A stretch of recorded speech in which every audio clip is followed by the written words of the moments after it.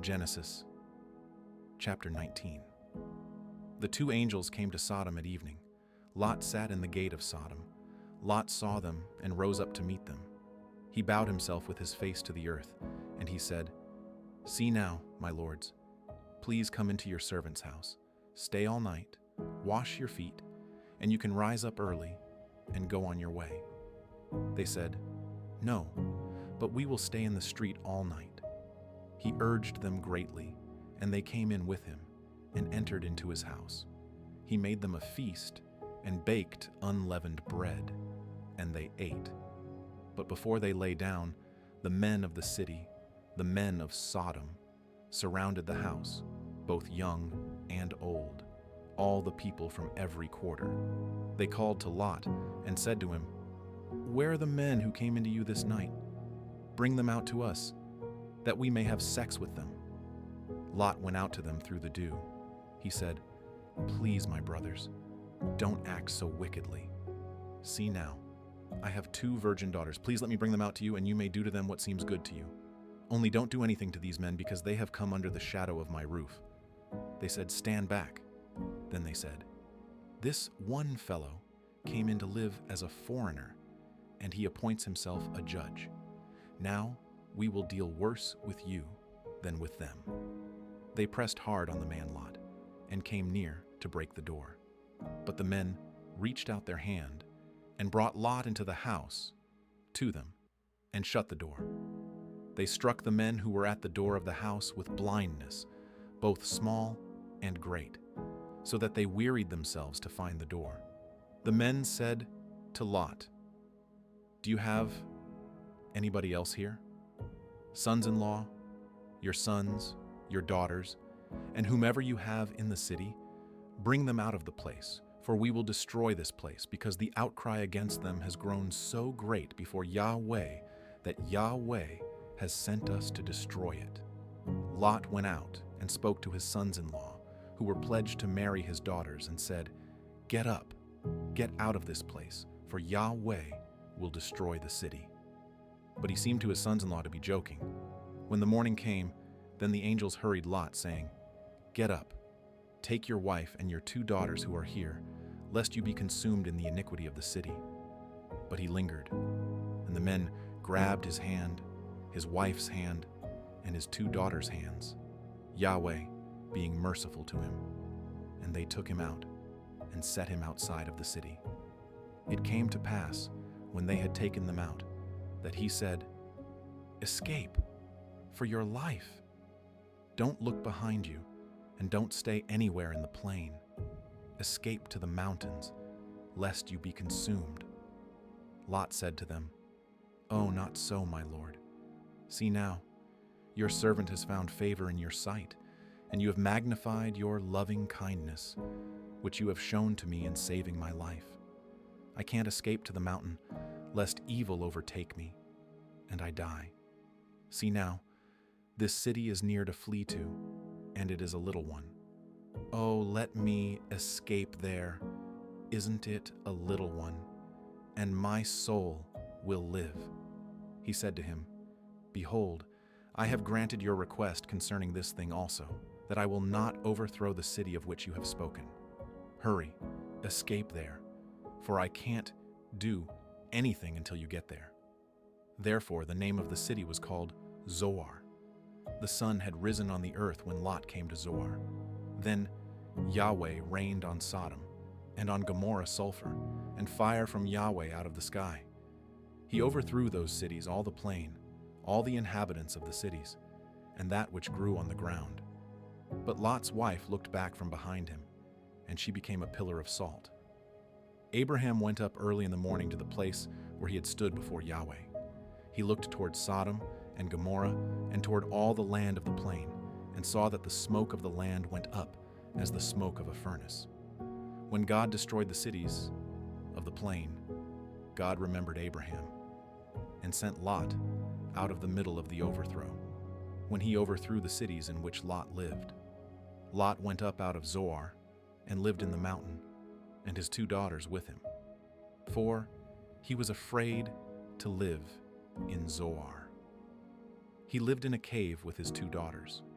The firstborn said to the younger, "Our father is old, and there is not a man in the earth to come into us in the way of all the earth. Come, let's make our father drink wine, and we will lie with him, that we may preserve our father's family line." They made their father drink wine that night, and the firstborn went in and lay with her father. He didn't know when she lay down, nor when she arose. It came to pass on the next day that the firstborn said to the younger, "Behold, I lay last night with my father. Let's make him drink wine again tonight. You go in and lie with him, that we may preserve our father's family line." They made their father drink wine that night also. The younger went and lay with him. He didn't know when she lay down, nor when she got up. Thus both of Lot's daughters were with child by their father. The firstborn bore a son, and named him Moab. He is the father of the Moabites to this day. The younger also bore a son, and called his name Ben-Ammi. He is the father of the children of Ammon to this day. Genesis chapter 20. Abraham traveled from there toward the land of the south, and lived between Kadesh and Shur. He lived as a foreigner in Gerar. Abraham said about Sarah, his wife, "She is my sister." Abimelech, king of Gerar, sent and took Sarah. But God came to Abimelech in a dream of the night, and said to him, "Behold, you are a dead man, because of the woman whom you have taken, for she is a man's wife." Now Abimelech had not come near her. He said, "Lord, will you kill even a righteous nation? Didn't he tell me, 'She is my sister'?" She, even she herself, said, "He is my brother." I have done this in the integrity of my heart and the innocence of my hands. God said to him in the dream, "Yes, I know that in the integrity of your heart you have done this, and I also withheld you from sinning against me. Therefore I didn't allow you to touch her. Now therefore, restore the man's wife. For he is a prophet, and he will pray for you, and you will live. If you don't restore her, know for sure that you will die, you and all who are yours." Abimelech rose early in the morning and called all his servants and told all these things in their ear. The men were very scared. Then Abimelech called Abraham and said to him, "What have you done to us? How have I sinned against you, that you have brought on me and on my kingdom a great sin? You have done deeds to me that ought not to be done." Abimelech said to Abraham, "What did you see that you have done this thing?" Abraham said, "Because I thought, surely the fear of God is not in this place.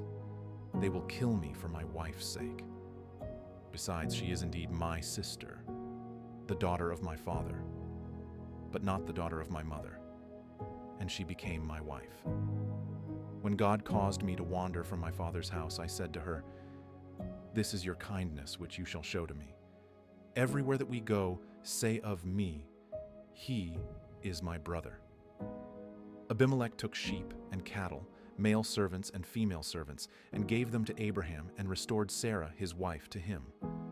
Abimelech said, 'Behold, my land is before you. Dwell where it pleases you.' To Sarah he said, 'Behold, I have given your brother 1,000 pieces of silver. Behold, it is, for you a covering of the eyes to all that are with you. In front of all, you are vindicated.' Abraham prayed to God. So God healed Abimelech, his wife, and his female servants, and they bore children. For Yahweh had closed up tight all the wombs of the house of Abimelech, because of Sarah, Abraham's wife. Genesis chapter 21. Yahweh visited Sarah as he had said, and Yahweh did to Sarah as he had spoken. Sarah conceived and bore Abraham a son in his old age, at the set time of which God had spoken to him. Abraham called his son, who was born to him, whom Sarah bore to him, Isaac. Abraham circumcised his son, Isaac, when he was 8 days old, as God had commanded him. Abraham was 100 years old when his son, Isaac, was born to him. Sarah said, "God has made me laugh. Everyone who hears will laugh with me." she said, "Who would have said to Abraham that Sarah would nurse children? For I have borne him a son in his old age." The child grew and was weaned. Abraham made a great feast on the day that Isaac was weaned. Sarah saw the son of Hagar the Egyptian, whom she had borne to Abraham, mocking.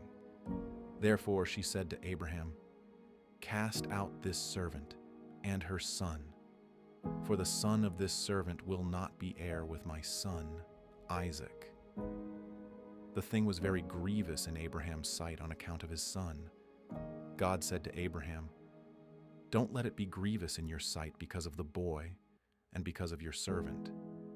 In all that Sarah says to you, listen to her voice. For your offspring will be named through Isaac. I will also make a nation of the son of the servant, because he is your child." Abraham rose up early in the morning and took bread and a container of water and gave it to Hagar, putting it on her shoulder, and gave her the child and sent her away. She departed and wandered in the wilderness of Beersheba. The water in the container was spent, and she put the child under one of the shrubs. She went and sat down opposite him, a good way off, about a bow shot away. For she said, "Don't let me see the death of the child." She sat opposite him and lifted up her voice and wept. God heard the voice of the boy. The angel of God called to Hagar out of the sky and said to her, "What troubles you, Hagar? Don't be afraid, for God has heard the voice of the boy where he is. Get up, lift up the boy, and hold him with your hand. For I will make him a great nation." God opened her eyes, and she saw a well of water. She went, filled the container with water, and gave the boy a drink. God was with the boy, and he grew. He lived in the wilderness, and as he grew up, he became an archer. He lived in the wilderness of Paran. His mother got a wife for him out of the land of Egypt.